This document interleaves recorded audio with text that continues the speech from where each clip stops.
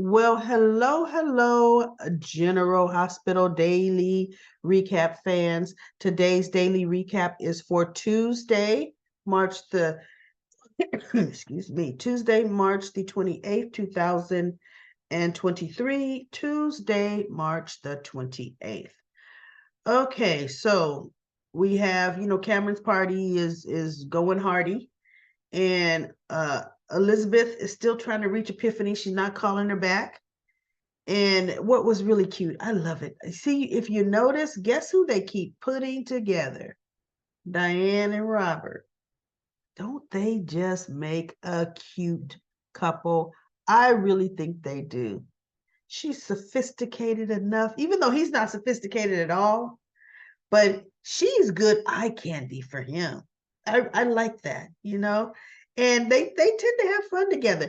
She was trying to follow him along because he's going to go up to Victor's room because Anna was worried about her.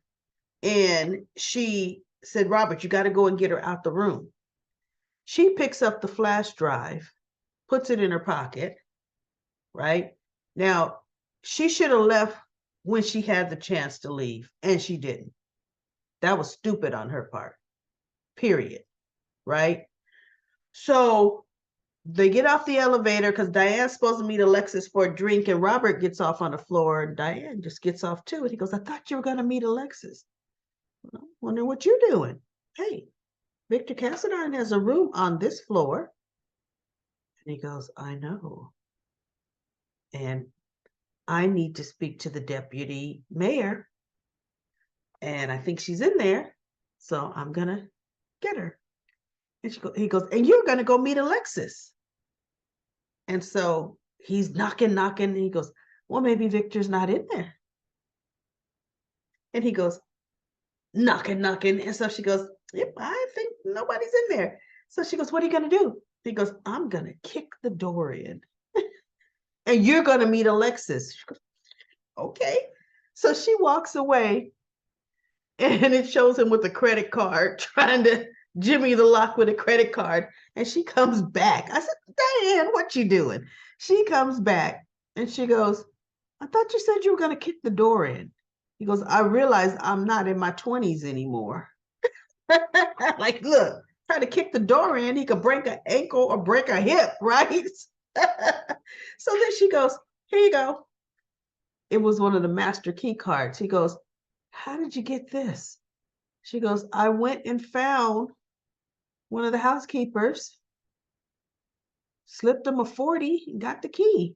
She goes, now the PCDP is going to have to reimburse me my 40, so, and look, you better get that key back, right?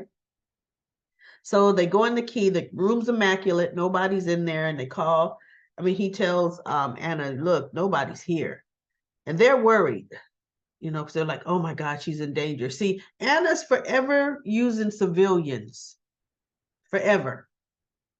And then, oh no, they could be in danger. Oh, you think? Do you think they could be in danger? Really?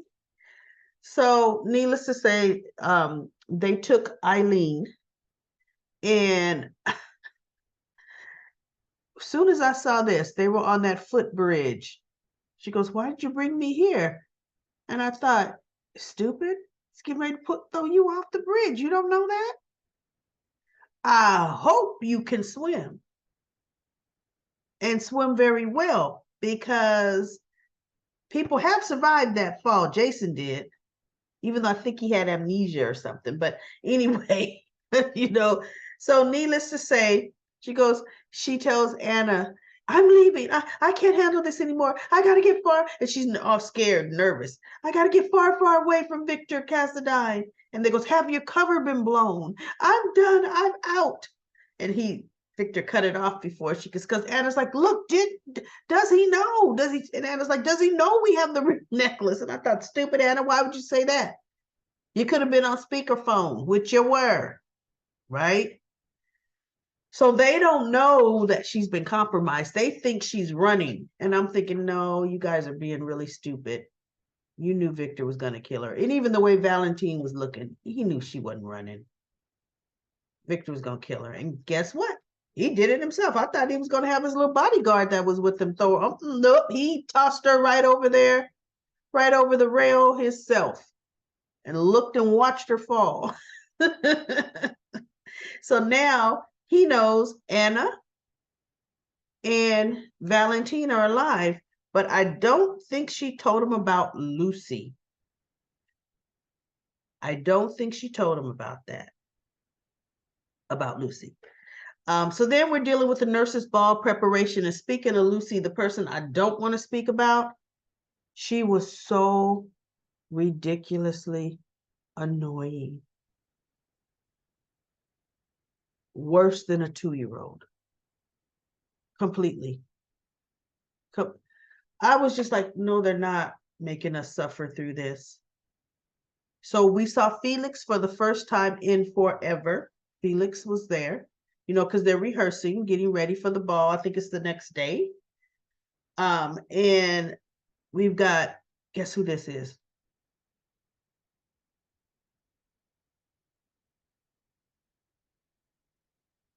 Her acts are supposed to be great. Chase comes walking in and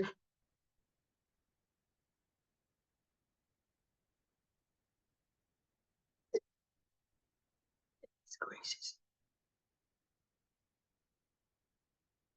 She obviously never watches herself. She never watches the show.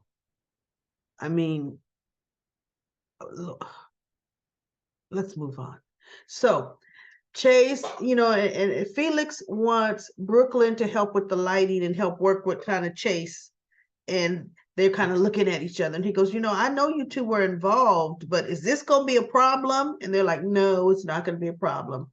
But the way they have it, Bobby is supposed to be the one to MC and hone in the whole nurses ball. Maxie finally had to just take Lucy out of her ear because Lucy was on the phone and in her earpiece telling her all kind of stuff. I never would have agreed to that in the first place. Maxie didn't even have to agree to get input from Lucy. I wouldn't have. Look, it was Lucy's life on the line, not Maxie's. You want to blow your cover, blow it, but I'm doing my thing, Lucy. So, of course, by the end of the show, Lucy left because she says, nope, the nurses' ball cannot go on without her. And I guess it's worth her life. And you know what? I hope she gets kidnapped again. I hope she does. Just to teach her a lesson.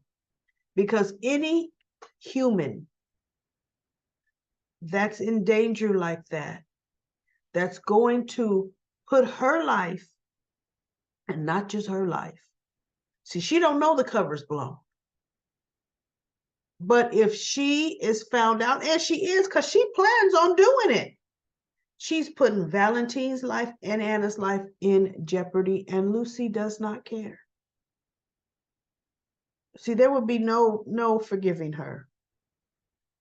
I wouldn't have nothing for Lucy from that day forward. Period. Nothing. Right? So now we have Cameron's going away party.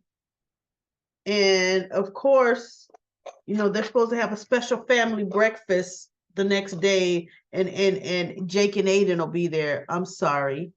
Jake and Aiden should have been at their brother's going away party, especially Jake.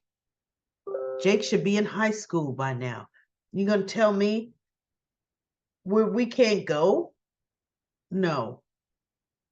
I didn't like that at all.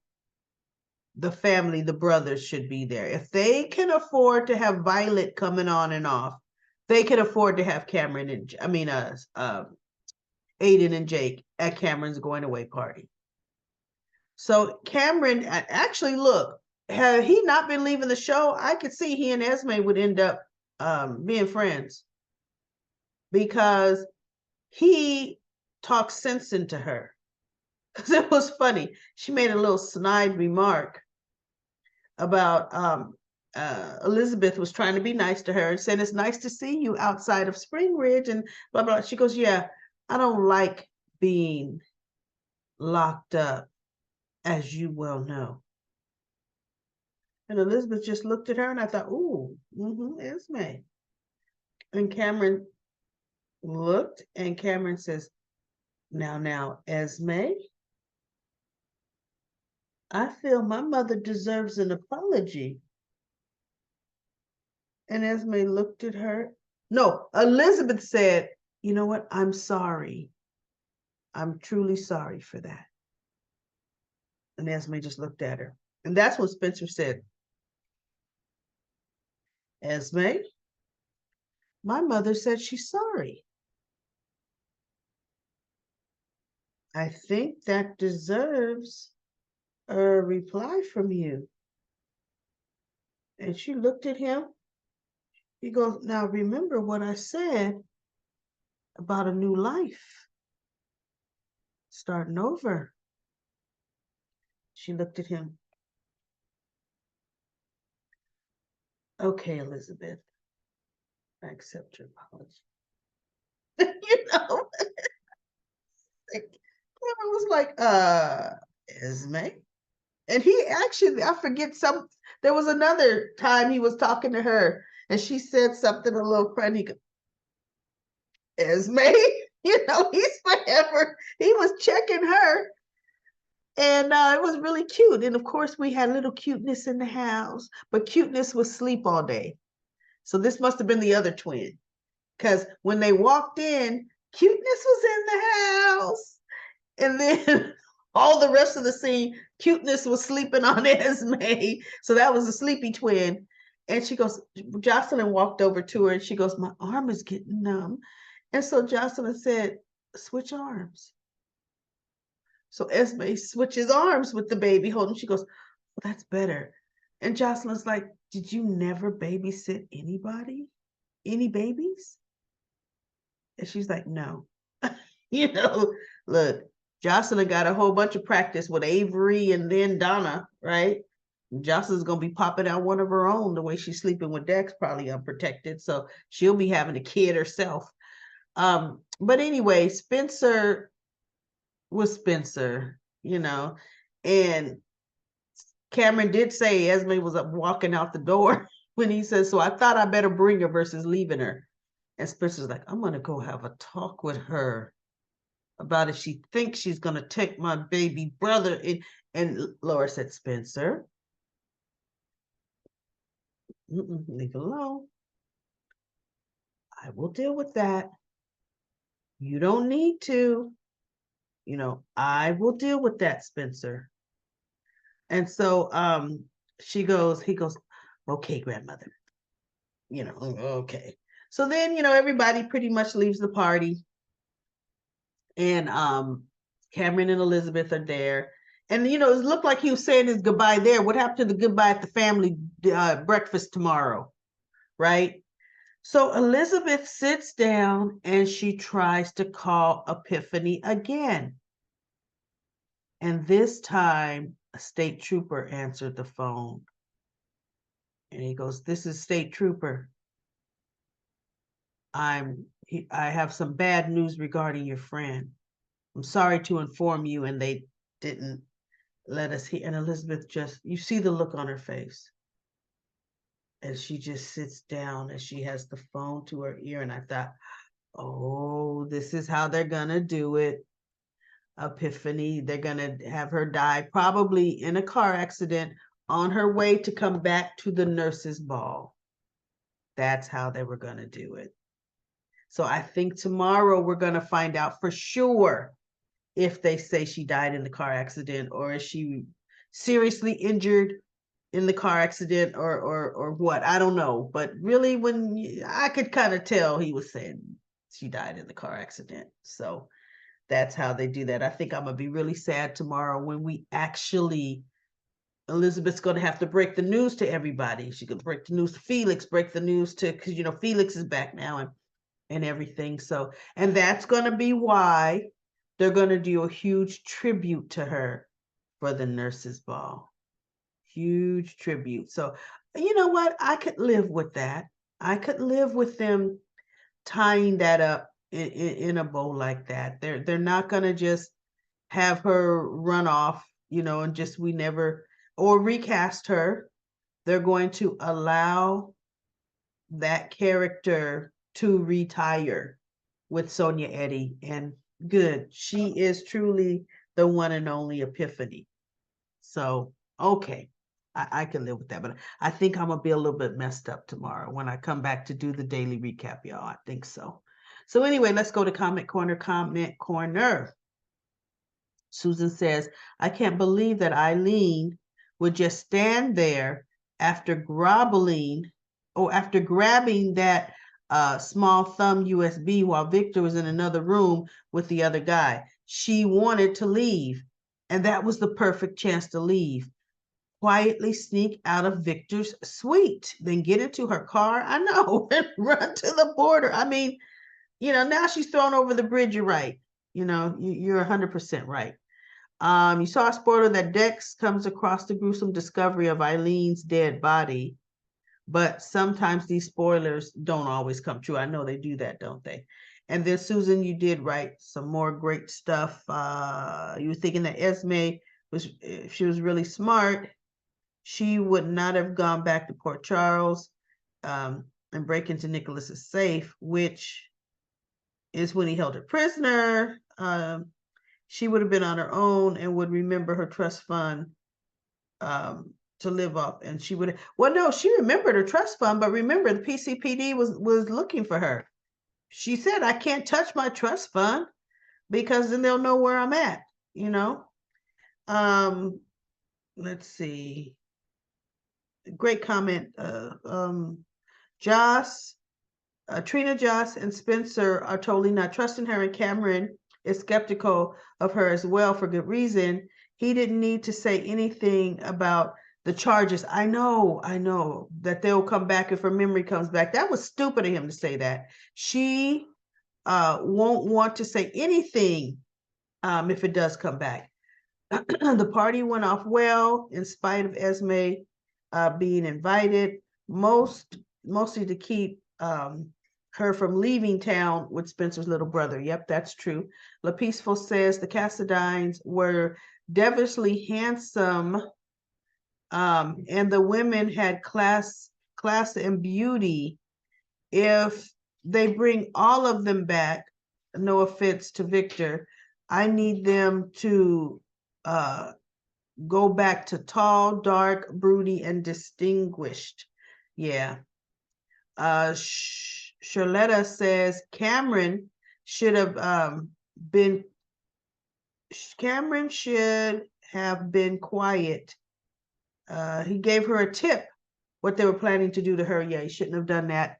And Cindy says, I can't imagine where Esme thought she was going on the few bucks and a baby when Cameron interrupted. Cindy says, did someone say that Franco is Esme's brother? Yeah, remember, Franco is Heather's child and Esme is Heather's child, so they're half siblings.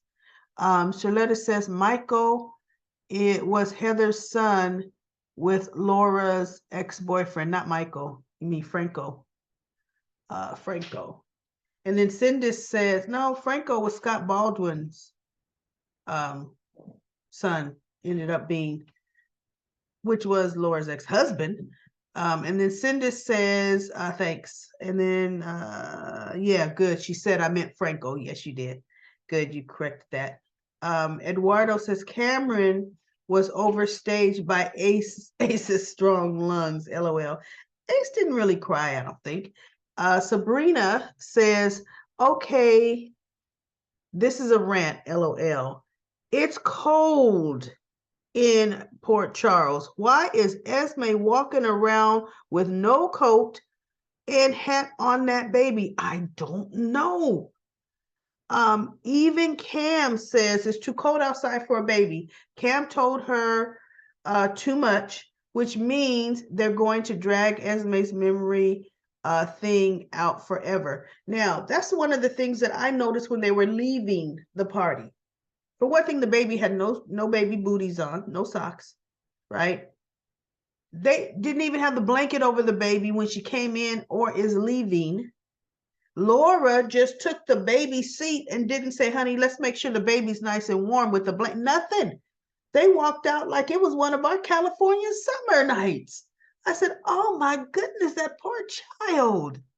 What is going on there? And then Richard says another great recap, another great review, daily recap. Lady, I'm glad your voice sounds much better. I love your diction of St. Elizabeth. Elizabeth, can't stand her. PE says maybe Esme's trust fund was just another one of her lies. No, she would get money, but it just was nowhere near the amount that Spencer had, right? And then Michael says the Cassidy thinking has always been a bizarre mindset. Victor seeking world domination. It's like watching the episode of Pinky and the Brain. This was a great scene between Spencer and Marshall. Marshall's doing a good job at playing wise granddad. Joss and Dex aren't hiding their attraction very well. Elizabeth wants Cameron to stay to help her babysit. Cameron was also treated Esme with, he treated Esme with great recap. Ron says, in a lot of ways, you can tell Esme has her memory back, but the baby has changed her and is now working on to convince him how remorseful she is. Working on everybody. Pam says Sophia was shot ordered by Helena in front of Luke and Ethan because Ethan was in love with her. And then Nakisha says that was Cassadine, aka Irina Cassadine, Helena's daughter. And then Pam says, thank you for the correction. I have been watching a lot of old Cassadine shows at night. I think I can't sleep. That's thanks again. I didn't know they had a whole bunch of Cassadine videos on YouTube. That's interesting with their crazy selves. And Rihanna says, if Spencer changes, then it has to be from within. Change for yourself because that's the right thing to do. He had valid points. Elizabeth is ridiculous, and the entire scene with Laura was enough. I like the scene between Cameron and Esme. It was a bit far to bring Esme to the party. Maybe it could be fun. We need the villain back. Great recap. I think we're going to deal with Victor for a minute as the villain, right? Susan said he didn't want to leave her at Laura's with the chance that she would leave town, and she would have. This is why I believe he brought her to the party. So he also told Laura, yes. He did tell her that she has a support system in Laura and would not get any help if she took off and left town, and that money wouldn't go far.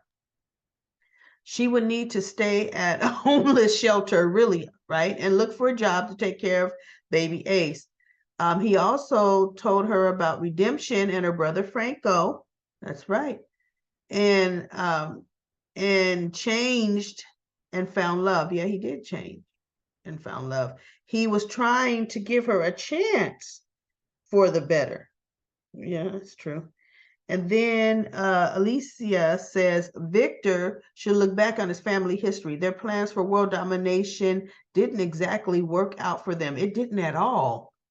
I don't know. He seems a little cartoonish to me. I could have smacked the snot out of Josh. She's standing there rolling her eyes when Maxie mentioned Sonny's generosity regarding the nurses' ball. I know. I can't stand Jocelyn. If he doesn't know about her and Dex, he can forget about dealing with Pikeman. I think he's known for a while. As far as Esme goes, you can lose your memory, but I believe her bad character is ever present. Good good review recap, lady. Thank you so much, Alicia. Well, that's it for Comment Corner. I will be back tomorrow. Tomorrow, we're going to hear more about Epiphany, and I think I'm going to be very sad. Just, even though we know what happened to Sonia Eddy, but still, it's just really bringing that to a close. I think they're going to do an emotional heartstring for us with that. So I will be back tomorrow for another daily recap of General Hospital.